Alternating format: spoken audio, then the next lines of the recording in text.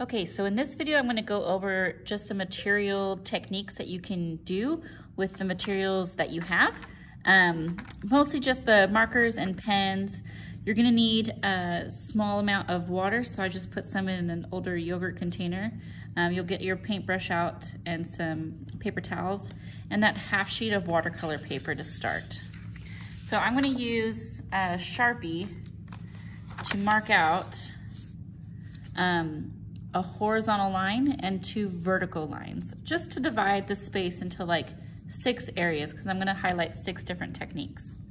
The first one is just all about line. So we're gonna start with our pens, and you're just going to mark some straight lines. I just want you to see the difference between the 2 pens that you have. Not everybody has the same kind. So you can see this one is a little bit darker, a little bit of a thicker,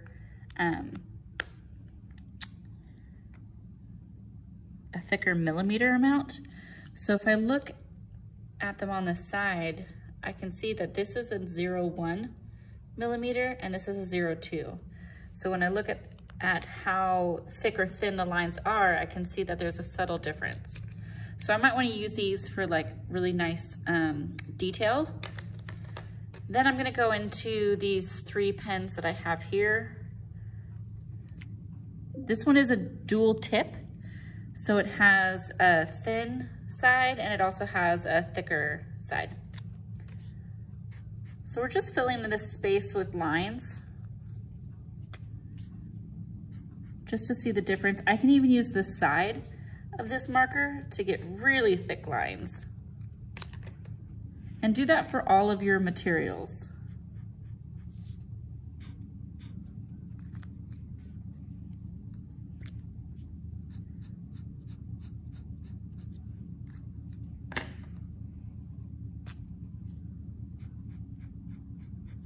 This is a nice navy blue that I have.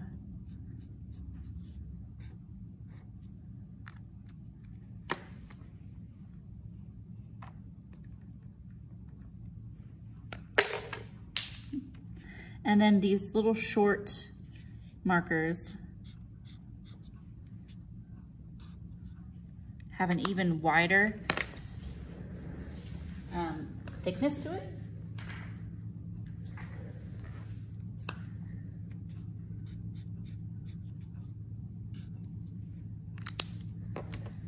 So I'm gonna label this thick and thin lines. The next one is called stipple. And that's basically where you're going to use your marker and put dots. Now you can spread out the dots or you can make them closer together.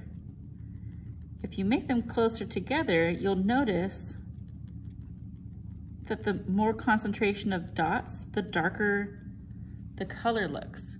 So you can see that there's almost a value scale that's being created just by the placement of dots. If I'm having them closer together, it's creating a darker shadow, it's creating a heavier concentration of that color. You can even blend colors. So let's say I kept on going. Let's say I want to use my yellow here.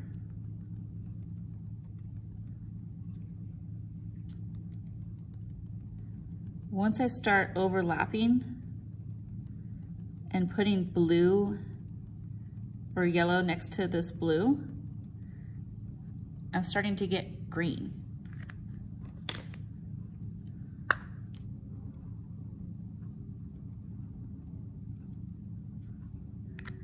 So it's kind of cool how in just 2 markers, I can have 3 colors. And you can even do more than that. You can have a range of colors. The next one is gonna be outline and fill. So with outline, you can create any shape you want, and you can fill that shape. So for example, here's a heart that I made, and I'm going to fill that shape. I can just create an outline. I can fill the outside. And this outline is in black.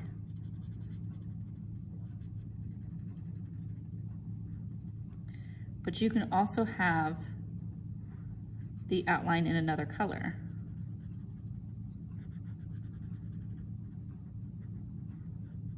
And you can even you can overlap what you've already learned. So if you wanted to come back in with your detail brush and create a little outline, or even add stripes or spikes, you can do that, or even a stipple.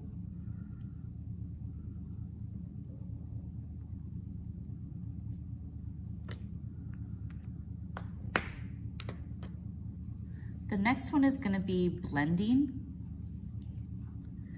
So when you're using these colors and applying them with water, they can actually become blended and create a watercolor effect. So I'm just going to make a scribble with one of my colors here.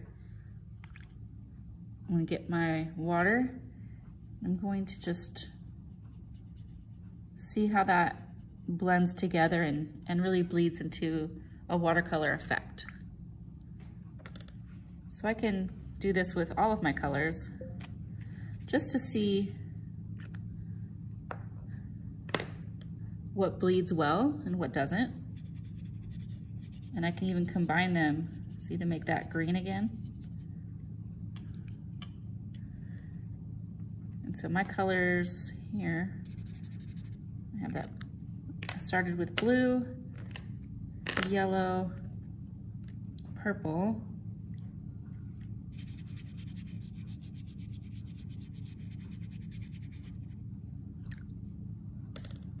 and then brown, which isn't really a color that most people would choose.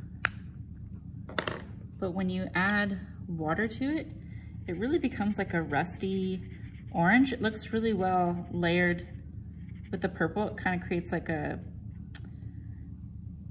red violet almost. And when you blend it with the yellow, it just kind of becomes like a soft peachy color. So it's pretty nice. And I can get the entire color wheel just from these 4 markers. So that's kind of cool. And then next we're gonna do crosshatch. So this is really good if you wanna build up shadows, but you're just gonna do some lines in different directions. So you can have them spread out, but the more concentrated amount of lines that you have, the darker it will appear. Also, if you change the direction of the lines, it'll look even darker.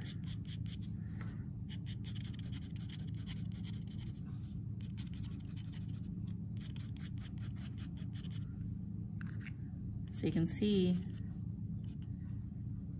how you can get another value scale, just like how we did with stippling, but using lines and a crosshatch pattern.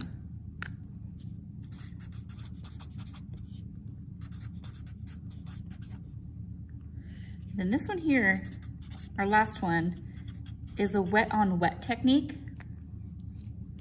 This is when we're gonna add water just in the surface, not a lot, but we're going to test our markers to see how they feather when you drag them across a wet surface. So you can see how these first lines, they have just a little bit of feathering, which is kind of pretty. But then as we use other markers, you can see how it really bleeds. It feathers pretty strongly. So So these are just some effects that you can use on your final project, and you can combine them. So you might start with a blend and then wait until it dries, and then you can go back and add more stippling. You can go back and add, you know, crosshair or cross hatches, just to kind of add some more texture and variety and fun to your project. Okay, thanks.